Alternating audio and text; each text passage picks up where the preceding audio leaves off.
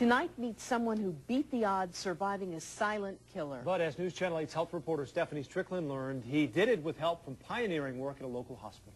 Stephen Sterrett says he has a bad memory, terrible vision, wicked headaches, and shaky balance. But he's happy because he's alive and now singing the praises of those who helped get him here. Who could have known the roads we traveled? It is through his music that Stephen Sterrett shares his story. Hope was always in your eyes. This song, a tribute to his wife, Anita.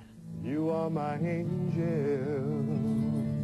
Because I wouldn't have made it on my own without her. And a tribute to his faith and everything he's been through. This thing was going to kill me in months, if not weeks. While living in Alaska, a deadly type of tumor took hold in Stephen's brain. That I realized it was either laugh a lot or cry a lot. He turned to humor for help. I started joking around almost right away, calling myself Tumor Boy. Pineoblastoma, which Mr. Sterrett had, is probably the worst of all the tumors that we deal with. Why don't you go back even a little more proximal? Wow. OHSU Dr. Ed Newell offered Steve something he couldn't get anywhere else at the time, mannitol. Now, mannitol isn't new. It's a super concentrated sugar solution. But Dr. Newell pioneered a new way to use it. Successful treatment of brain tumors. As this OHSU video shows, the human brain is basically insulated from the rest of the body by something called the blood-brain barrier.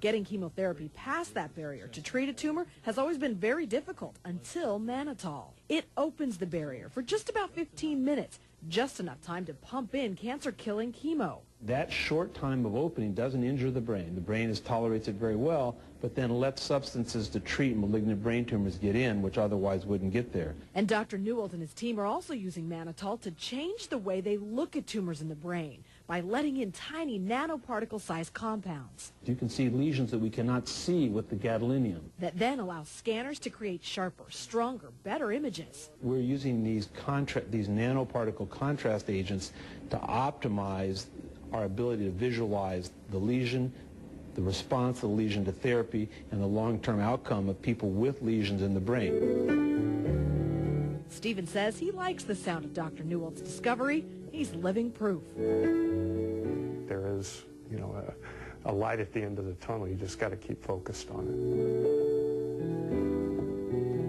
it. For more on Steve's music, mannitol, and how Dr. Newell is using it for people with MS and stroke, you can head to my health blog at kgw.com. It is now right there on the homepage. Back to you. Stephanie Strickland, thanks very much.